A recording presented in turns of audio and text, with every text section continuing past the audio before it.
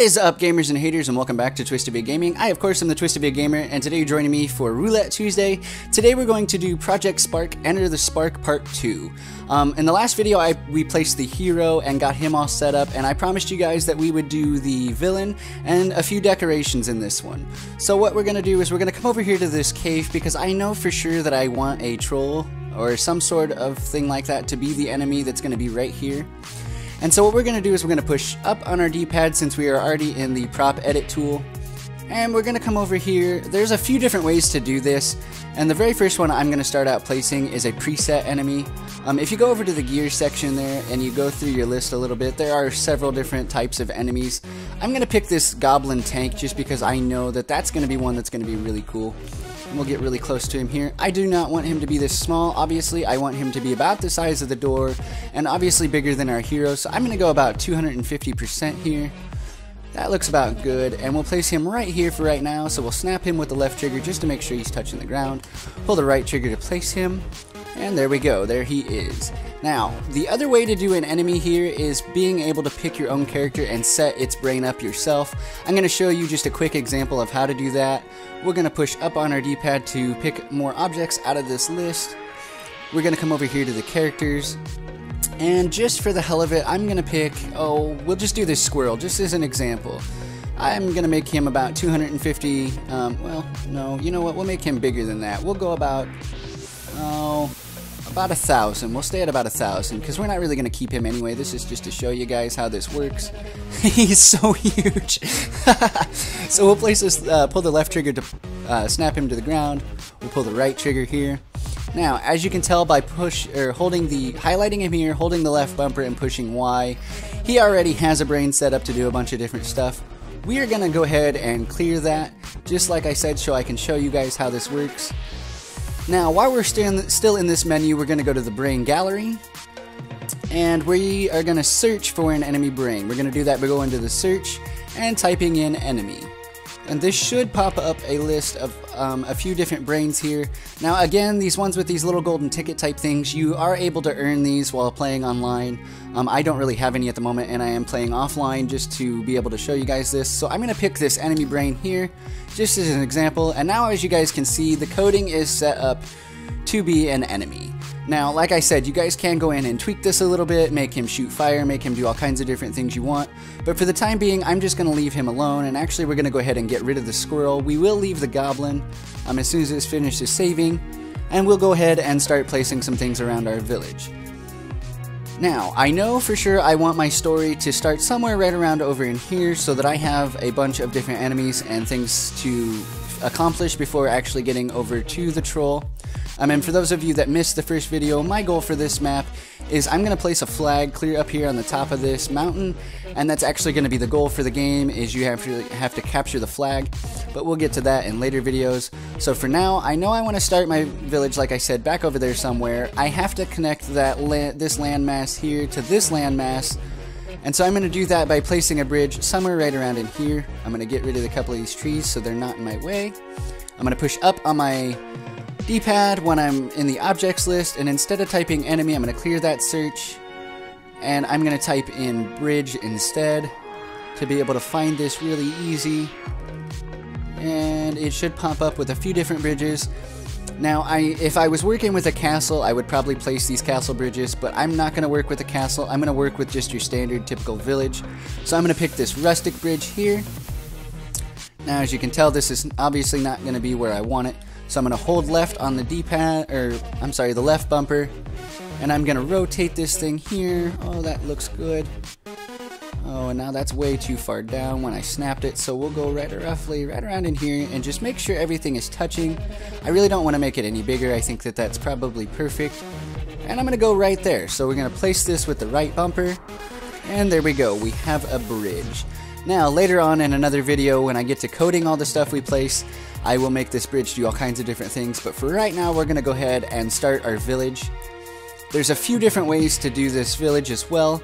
I'm going to push up on my D-pad while still in this object, or the prop edit tool, and we're going to come over here to this gear, and in this gear, I'm going to clear my search so that I can get everything here.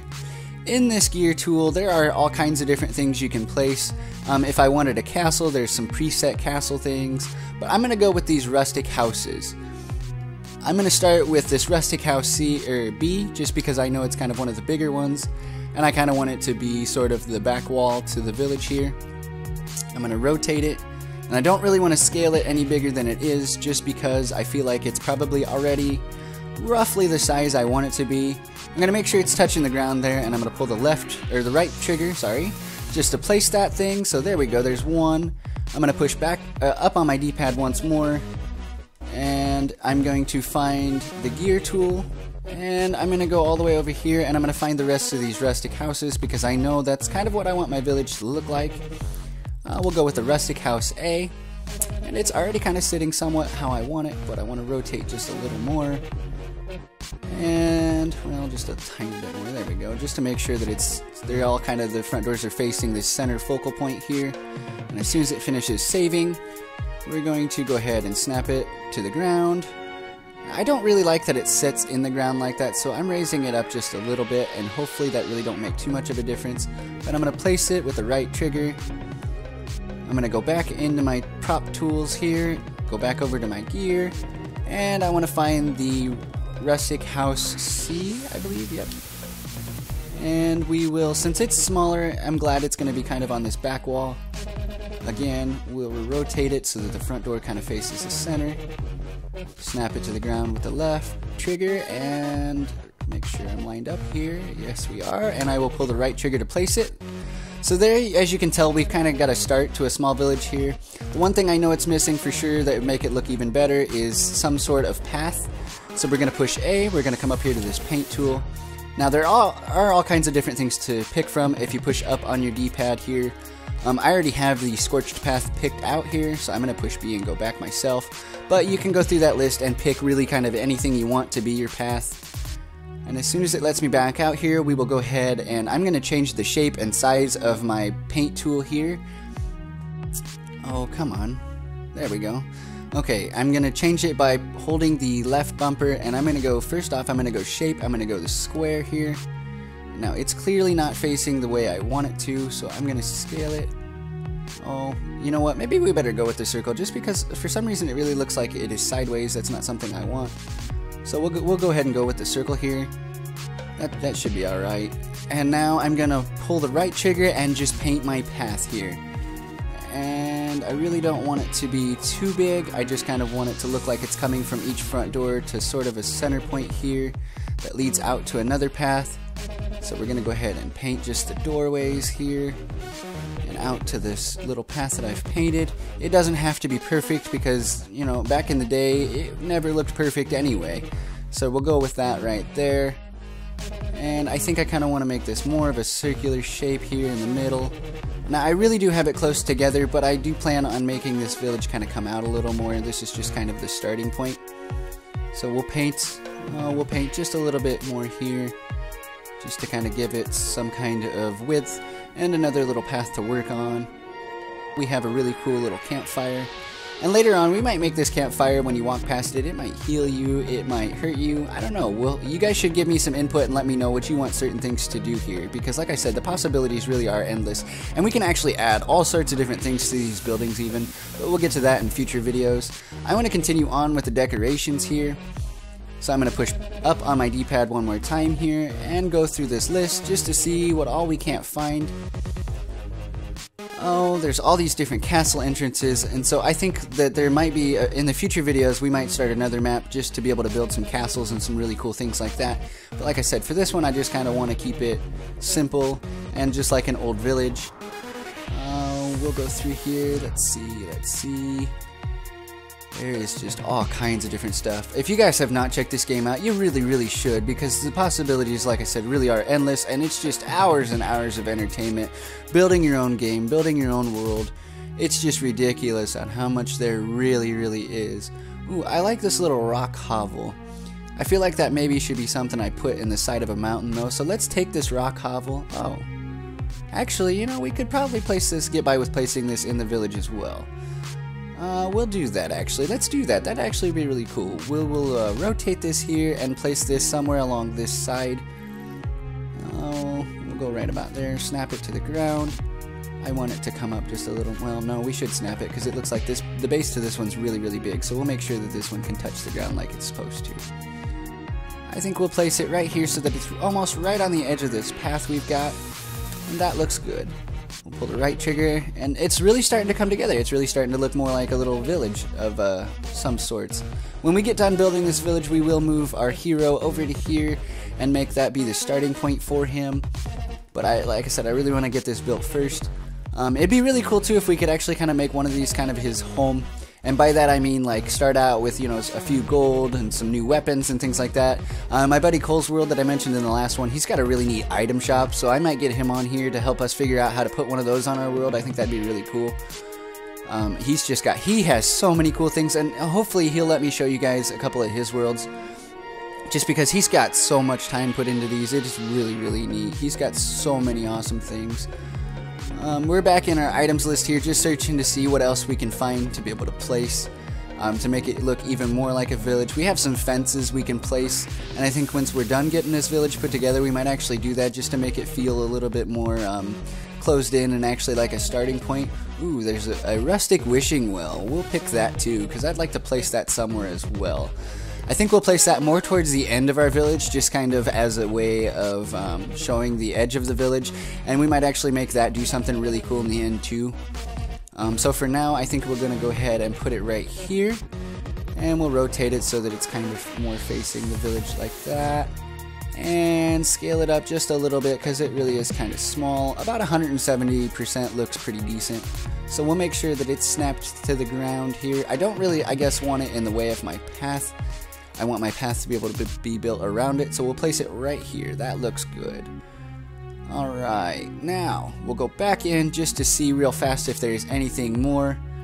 And as soon as I'm done with this, we'll go ahead and call it quits for the day. But I at least want to place maybe one more thing here if we can find it, just to give it really that really cool full feel. Let's see, we've placed the rock hovel, we've placed all the rustic homes. There's a couple different rustic signs that we'll actually get to use. Let's see. Oh, we could go with just so many different things here.